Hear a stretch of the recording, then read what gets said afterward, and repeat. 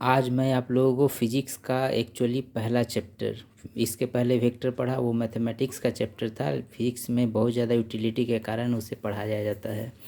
आज फिजिक्स का पहला चैप्टर पढ़ाना स्टार्ट कर रहा हूँ, रेस्ट एंड मोशन। तो सबसे पहला, रेस्ट एंड मोशन में बॉडी को कब कहेंगे? तो a body is said to be in motion if it changes its position with respect to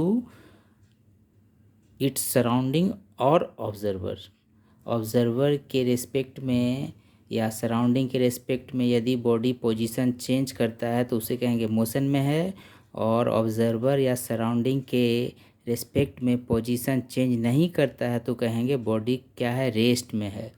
तो रेस्ट और मोशन में बॉडी कब रहेगा ये पता चल गया। लेकिन आप लोग देखते होंगे कि ट्रेन में दो दोस्त बैठे हुए हैं और एक दोस्त प्लेटफॉर्म पे है। अब जब गाड़ी खुली तो जो ट्रेन में बैठे हुए हैं दोनों दोस्त, उसके रेस्पेक्ट आपस में एक दूसरे के रेस्पेक्ट में पोजीशन चेंज नहीं कर रहे हैं, लेकिन प्लेटफॉर्म पे जो आदमी खड़ा है दोस्त, उसके रेस्पेक्ट में दोनों पोजीशन चेंज कर रहे हैं। तो इसका मतलब दो दोस्त ट्रेन में हैं, ए बी, और सी क्या है, बाहर खड़ा है। अब ट्रेन मूव कर गई तो ए और बी एक दूसरे के रिस्पेक्ट में पोजीशन चेंज नहीं कर रहे हैं, लेकिन सी के रिस्पेक्ट में ए भी पोजीशन चेंज कर रहा है, बी भी। तो ए को लग रहा है कि बी रेस्ट में है, लेकिन सी को लग रहा है कि बी मोशन में है। तो इसका मतलब रेस्ट एंड मोशन एब्सोल्यूट नहीं होता, वो विथ रिस्पेक्ट टू ऑब्जर्वर ही डिफाइन किया जा सकता है। तो यहाँ से हमें एक कंसेप्ट मिलता है ऑब्जर्वर का, या उसे फिजिक्स की भाषा में फ्रेम ऑफ रेफरेंस भी कहा जाता है। तो हम लोग फ्रेम ऑफ रेफरेंस के बारे में अब पढ़ते हैं। तो यहाँ मैंने बताया कि बॉडी रेस्ट में कब कहेंगे और मोशन में कब कहेंगे, उससे आया ऑब्जर्वर या फ्रेम ऑफ रेफरेंस। तो फिजिक्स में हम लोग सबसे जो पॉपुलर फ्रेम ऑफ रेफरेंस है, 3 axis, X axis, Y axis और जेड एक्सिस। ये तीनों का यूज होता है बॉडी के मोशन का डायरेक्शन दिखाने के लिए, और इसी फ्रेम ऑफ रेफरेंस में हम लोग बॉडी का मोशन को स्टडी करते हैं। तो X axis, Y axis, Z axis, ये मेरा फ्रेम ऑफ रेफरेंस हो गया। और इसमें बॉडी का पोजीशन कहाँ है, किस एक्सिस से कितना एंगल बना रहा है, ये सब हम लोग उसका पैरामीटर्स हो जाएगा बॉडी के पोजीशन चेंजिंग का।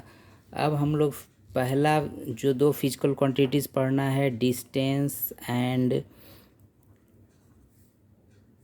डिस्प्लेसमेंट। 2 फिजिकल क्वांटिटीज़ पढ़ना है, डिस्टेंस एंड डिस्प्लेसमेंट। तो आप लोग पहले भी क्लासेस में पढ़ चुके हैं 9-10 में, लेकिन मैं फिर से बताऊंगा। डिस्टेंस क्या है? डिस्टेंस है length of actual path. Distance length of actual path को कहते हैं डिस्टेंस एक्चुअल पाथ। डिस्टेंस क्या है? Length of actual path. मतलब कि अगर पार्टिकल ऐसे मूव कर रहा है तो यहाँ से यहाँ का जो पाथ का एक्चुअल लेंथ है उसी को कहते हैं डिस्टेंस। और डिस्प्लेसमेंट क्या है? Length of shortest path from initial to final position. एक पार्टिकल यहाँ है इनिशियली पॉइंट ए पे, पॉइंट बी पे पहुँच गया, तो ए से बी तक जाने में जो शॉर्टेस्ट पाथ है वही होता है डिस्प्लेसमेंट। डिस्टेंस क्या होता है? Length of actual path. Displacement क्या होता है? Length of shortest path. कहाँ से कहाँ तक? From initial to final position. अभी ये तो मैंने क्वालिटेटिव या लैंग्वेज में बता दिया। फॉर्मूला के रूप में डिस्टेंस और डिस्प्लेसमेंट को पढ़ते हैं। डिस्टेंस बराबर होता क्या है? मैंने एक ऑब्जर्वर यहाँ पे है, वो देख रहा है एक पार्टिकल मूव कर रहा है इस लाइन पे, तो किसी भी टाइम t1 पे देख रहा है, वो यहाँ पे है। टाइम t2 पे देख रहा है, यहाँ पे है। तो इसका t1 से t2 से t1 टाइम के बीच में डिस्प्लेसमेंट क्या होगा, डिस्टेंस क्या होगा पार्टिकल का? तो डिस्टेंस ये इस जो लेंथ ऑफ एक्चुअल पाथ, मतलब इस पाथ का लंबाई, तो ये s2 माइनस s1 हो गया इस पाथ का लंबाई। तो ये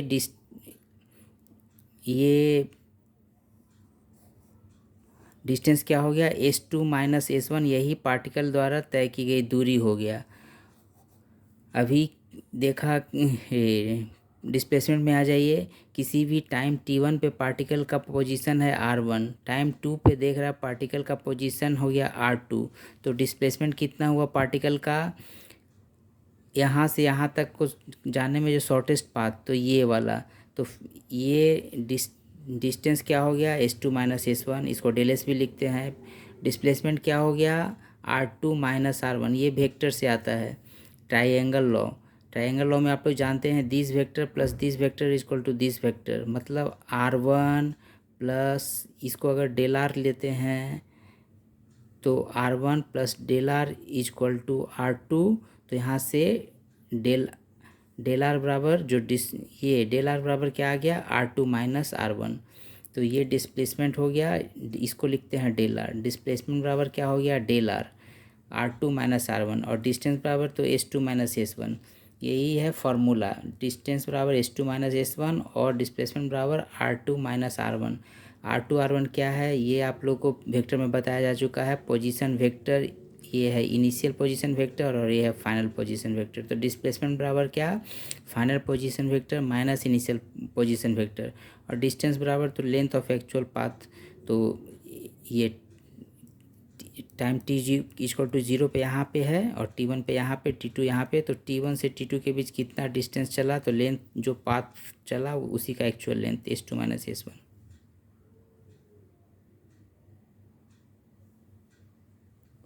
अभी मैं थोड़ा सा भरवली बता दे रहा हूँ, डिस्टेंस और डिस्प्लेसमेंट में सम डिफरेंसेस होते हैं जो एकेडमिक एग्ज़ाम देते हैं उन लोग के लिए है, कि डिस्टेंस क्या है, स्केलर क्वांटिटी, डिस्प्लेसमेंट क्या है, वेक्टर क्वांटिटी। तो डिस्प्लेसमेंट में मैग्नीट्यूड एंड डायरेक्शन दोनों होगा, डिस्टेंस में क्या होगा, ओनली मैग्नीट्यूड होगा।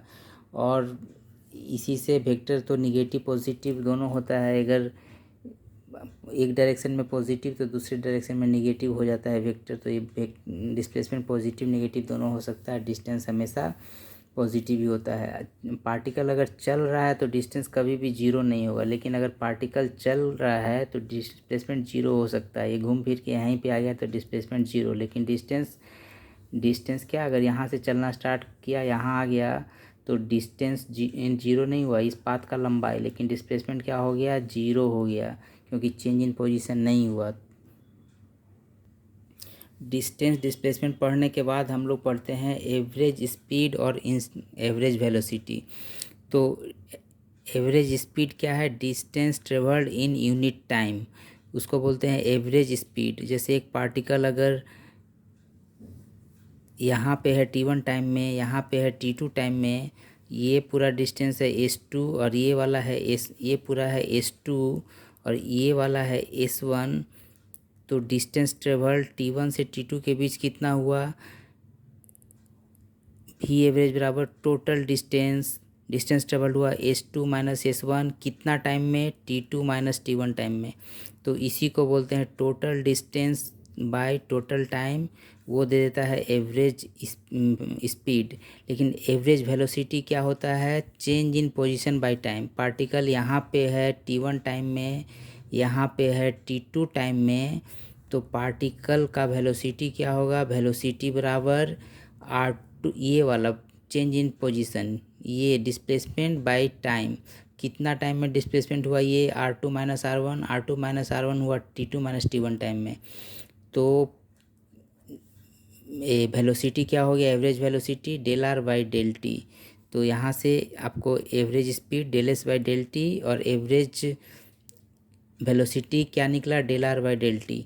तो भी एवरेज बराबर निकल गया आपका del R by del T, और भी स्पीड एवरेज बराबर निकल गया आपका del S by del T. ये फार्मूला आपको याद रखना है। अभी यूनिट एंड डायमेंशन, यूनिट चूँकि दोनों में देखिए दोनों का यूनिट क्या होगा, एसआई यूनिट दोनों का ऊपर में मीटर है नीचे में सेकंड है, तो मीटर पर सेकंड। इसका भी यूनिट क्या होगा, इसका भी यूनिट होगा मीटर पर सेकंड। डायमेंशन क्या होगा, डायमेंशन इसका होगा एल टी पर पावर -1, इसका भी डायमेंशन क्या होगा, एल टी पर पावर -1। अभी एवरेज स्पीड, एवरेज वेलोसिटी पढ़ने के बाद हम लोग पढ़ेंगे इंस्टेंटेनियस स्पीड और इंस्टेंटेनियस वेलोसिटी। तो एवरेज और इंस्टेंटेनियस में पहले डिफरेंस समझ लीजिए। एवरेज मतलब क्या होता है, जैसे मैं यहाँ से गया से पटना जा रहा हूँ 4 घंटे में, तो ज़रूरी नहीं है कि मेरा कार हमेशा 25 का स्पीड में चलेगा। हो सकता है मेरा कार कभी 10 किलोमीटर पर सेकंड चले, कभी 5 किलोमीटर, कभी 50, कभी 60। तो एवरेज स्पीड हम लोग कैसे निकालते हैं, गया से पटना की टोटल दूरी में डिवाइड करते हैं, गया से पटना जाने में जितना टाइम लगा। लेकिन किसी बीच में कहीं जहानाबाद आया, तो जहानाबाद क्रॉस करते समय जो मेरा वेलोसिटी था, किसी भी इंस्टेंट में जो वेलोसिटी था, उसको बोलते हैं इंस्टेंटेनियस स्पीड। तो इंस्टेंटेनियस स्पीड मतलब किसी भी इंस्टेंट पे स्पीड, और एवरेज स्पीड मतलब कि total distance by total time ये। और सेम उसी तरह से इंस्टेंटेनियस वेलोसिटी क्या, कि पार्टिकल को मैंने देखा यहाँ पे T1 टाइम में घड़ी ऑन करके सो गया, कुछ समय बाद उठा तो देखा पार्टिकल यहाँ पे है, तो मैं देखा change in position T2 minus T1 time में इतना हुआ। तो एवरेज के लिए change in position by total time, वो हो गया एवरेज वेलोसिटी। लेकिन इंस्टेंटेनियस वेलोसिटी किसी भी टाइम पे क्या होता है, तो ये मेरा average del S by del T. Instantaneous के लिए ये डेल टी टाइम को बहुत छोटा लेते हैं, बहुत छोटा करते जाएंगे तो मेरा किसी भी इंस्टेंट पे स्पीड या वेलोसिटी निकल जाएगा। उसके लिए क्या करना है, डेल टी को बहुत छोटा लेना है, टाइम इंटरवल को बहुत छोटा लेने से वो आपका इंस्टेंटेनियस निकल जाएगा। तो देखिए मैंने डेल टी को टेंड्स टू 0 कर दिया, बहुत छोटा निकल गया, तब जो del S by del T आता है वही हो जाता है इंस्टेंटेनियस। और ये जब डेल एस बहुत छोटा रहता है, डेल टी बहुत छोटा रहता है, उसको D S by D T लिखा जाता है मैथमेटिक्स की भाषा में। तो स्पीड इंस्टेंटेनियस को सिंपल स्पीड लिखते हैं equal to D S by D T. भी इंस्टेंटेनियस को सिंपल वेलोसिटी लिखते हैं, उसको वो हो गया, जब डेल आर बहुत छोटा तो डी आर लिखते हैं मैथमेटिक्स की भाषा में।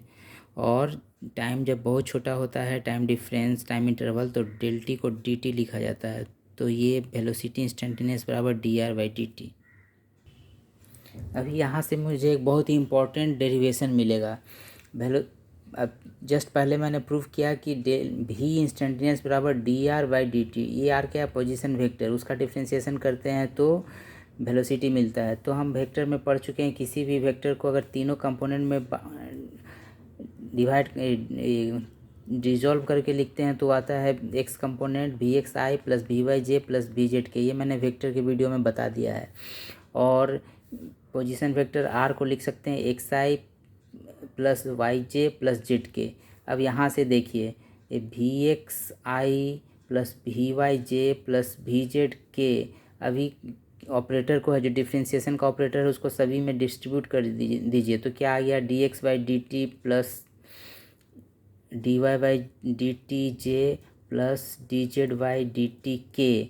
अब इक्वलिटी ऑफ वेक्टर, ये वेक्टर इसके बराबर है। जब दो वेक्टर इक्वल होता है तो मैंने आपको बताया है कि सारे कंपोनेंट एक दूसरे के बराबर होते हैं, मतलब एक्स कंपोनेंट इस एक्स कंपोनेंट के बराबर, इसका एक्स कंपोनेंट के बराबर, इसका वाई कंपोनेंट जेड कंपोनेंट बराबर। तो हमने सभी कंपोनेंट को, एक्स कंपोनेंट बी एक्स है, इसके इक्वेट कर दिया इधर वाले वेक्टर का X component D X by D T, Y component V Y, इसका Y component D Y by D T. ये बहुत इंपॉर्टेंट चीज़ मिल रहा है आपको, वी जेड बराबर D Z by D T. ये बहुत इंपॉर्टेंट चीज़ मिला, इस फार्मूला का यूज़ बहुत बार होगा। अगर कोई भी पार्टिकल मूव कर रहा है तो उस पार्टिकल का X component D X by D T, Y component D Y by D T, Z component D Z by D T.